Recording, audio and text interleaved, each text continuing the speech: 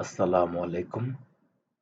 আশা করছি আপনারা সবাই আল্লাহর রহমতে অনেক ভালো আছেন।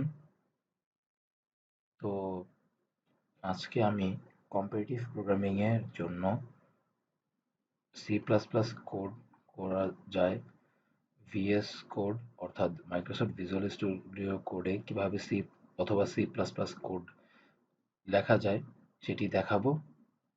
তো ইনশাল্লাহ দেখে নেওয়া যাক, চলুন। প্রথমে আমি গুগলে গিয়ে ভিএস কোড এটি লিখে সার্চ করব এবং এই লিঙ্কটিতে চলে যাব এবং গিয়ে এই দেখতে পাচ্ছেন যে ইনস্টলার ফাইলটি রয়েছে উইন্ডোজ 64, এটি নামাতে হবে অর্থাৎ ডাউনলোড করতে হবে।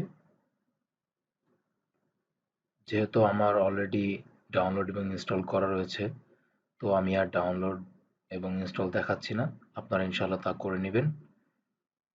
এবং এটি ইনস্টল এবং ডাউনলোড হয়ে অর্থাৎ ডাউনলোড এবং ইনস্টল হয়ে গেলে, দুঃখিত, আমরা আমার এই গিটহাব লিঙ্কটিতে চলে যাব।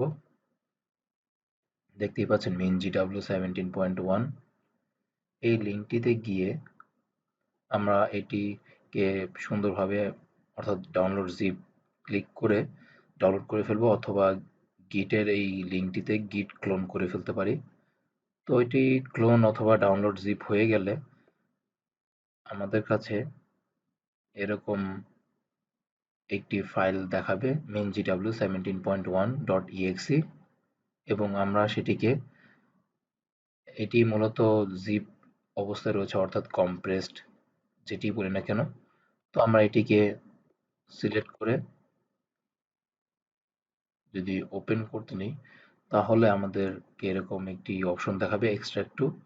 যেহেতু আমার এখানে জি ড্রাইভে রয়েছে, তো এটি এখানে এক্সট্রাক্ট করার জন্য বলছে, কিন্তু আমরা ইনস্টলের সুবিধার্থে লোকাল ডিস্ক অর্থাৎ লোকাল ডিস্ক সি বলতে যেখানে আমাদের উইন্ডোজ ইনস্টল করা রয়েছে আমরা সেটিকে সিলেক্ট করে দিব এবং এক্সট্রাক্ট করে ফেলবো এইভাবে। আমার যেহেতু ইতিমধ্যে এটি এক্সট্রাক্ট করা রয়েছে, তো আমি আর এক্সট্রাক্ট করে দেখাচ্ছি না আপনাদের। এরকম এক্সট্রাক্ট করার পরে কিছুটা এরকম একটি ফোল্ডার দেখাবে। তো এটি পাওয়ার পর আমরা চলে যাব দিস পিসির প্রপার্টিজে ক্লিক করব এবং প্রপার্টিজে ক্লিক করার পরে অ্যাডভান্স সিস্টেম সেটিংসে যাব এবং গিয়ে এনভায়রনমেন্ট ভেরিয়েবলস, এখানে গিয়ে আমরা দেখতে পাচ্ছি প্যাথ নামে যে অপশনটি রয়েছে এটি ক্লিক করব এবং ক্লিক করার পরে এই দেখতে পাচ্ছেন যে একটি প্যাথ দেখাচ্ছে, যে তো আমার এখানে আগে থেকে এটি সিলেক্ট করা ছিল আলহামদুলিল্লাহ, তাই এখানে শো করছে। আপনাদের অনেকের হয়তোবা এটি নাও শো করতে পারে। তো এই প্যাডটি না শো করলে আমরা এখানে গিয়ে নিউ দিব, নিউতে গিয়ে এখানে আমরা প্যাডটি দিয়ে দিব। তো আমি পাথটি এখানে দিয়ে দিচ্ছি path.txt, যে আমার যে রিপোজিটরিটি রয়েছে সেখানে গিয়ে আপনারা এই প্যাথটি পেয়ে যাবেন। তো এটি কপি করে আপনারা এখানে নিউতে ক্লিক করে তা দিয়ে ওকে দিয়ে দিবেন, ইনশাল্লাহ তা হয়ে যাবে সিলেক্ট, এবং এখানেও ওকে দিয়ে দিবেন। তো এটি হয়ে যাওয়ার পরে আমরা সাধারণভাবে ভিজুয়াল স্টুডিও কোডটি ওপেন করব এবং ওপেন করার পরে আপনারা দেখতে পাচ্ছেন যে এখানে আমি দুটি ফাইল বানিয়ে রেখেছি। আমরা যদি সাধারণভাবে XYZ এটি ওপেন করি, এই ফোল্ডারটি অর্থাৎ এই ফাইলটি, তাহলে আমাদের এখানে আগে থেকেই কিছু কোড করা আছে। আমি এটিকে যদি ক্লিয়ার করে দিই, তো ক্লিয়ার করে দেওয়ার পর এটি অর্থাৎ আমি একটু ভুল বলেছি, সরি। তো XYZ এই ফাইলটি বানানোর আগে আমরা কিছু এক্সটেনশন ডাউনলোড করে নেব।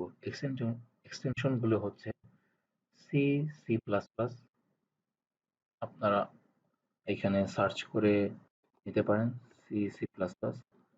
এটি সার্চ করলে দেখতে পাচ্ছেন এখানে মাইক্রোসফট লেখা আসছে। তো আমরা এটি ইনস্টল করে ফেলবো। এটি ইনস্টল করার পর আরেকটি এক্সটেনশন রয়েছে কোড রানার। তো আমরা এটিকেও ইনস্টল করে ফেলবো। তো এটাও ইনস্টল হয়ে যাওয়ার পর ইনশাল্লাহ ট্যাব 9 নামের একটি এক্সটেনশন রয়েছে। তো আমরা এটিও ইনস্টল করে ফেলবো ইনশাল্লাহ। তো এর সুবিধা হচ্ছে এই ট্যাব 9 অটো কমপ্লিট করে দেয়, অর্থাৎ কিছু সিনট্যাক্স কিংবা ফাংশন যাই লিখি না কেন আমরা, তা এটি অটোমেটিক সাজেস্ট করবে ইনশাল্লাহ। তো তাই এই এক্সটেনশনটি খুবই উপকারী।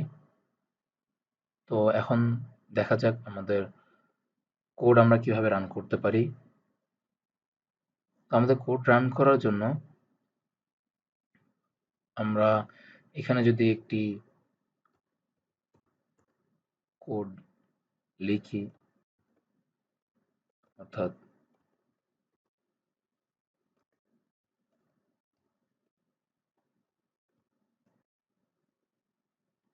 কোড, এবং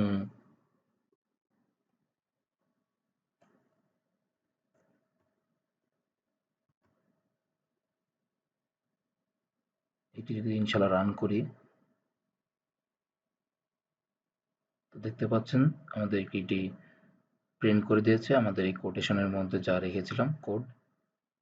তো এখন যদি আমরা কোনো একটি ভেরিয়েবল এর মধ্যে কোনো একটি ভ্যালুকে স্ক্যান অথবা ইনপুট হিসেবে নিতে চাই,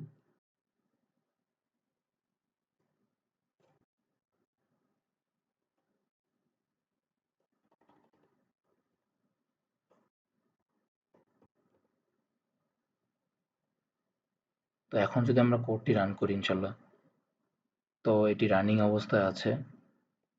তো আপনারা দেখতে পাচ্ছেন যে আমি যেখানে ভ্যালু দিতে চাই তাহলে আমাকে বলছে যে can not edit in read only editor.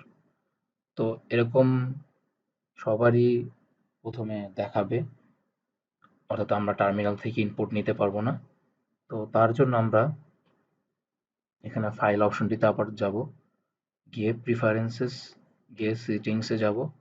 সেটিংসে গিয়ে আমরা যে এখানে এক্সটেনশন নামে যে এটি রয়েছে অপশনটি, সেটিতে ক্লিক করে রান কোড কনফিগারেশনে যাব এই অপশনটিতে, এবং এখানে রান ইন টার্মিনালটি সিলেক্ট করে দিব।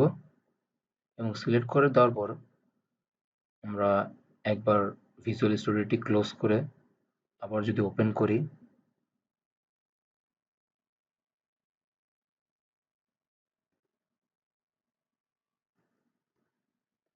এবং এখন যদি রান করি ইনশাল্লাহ,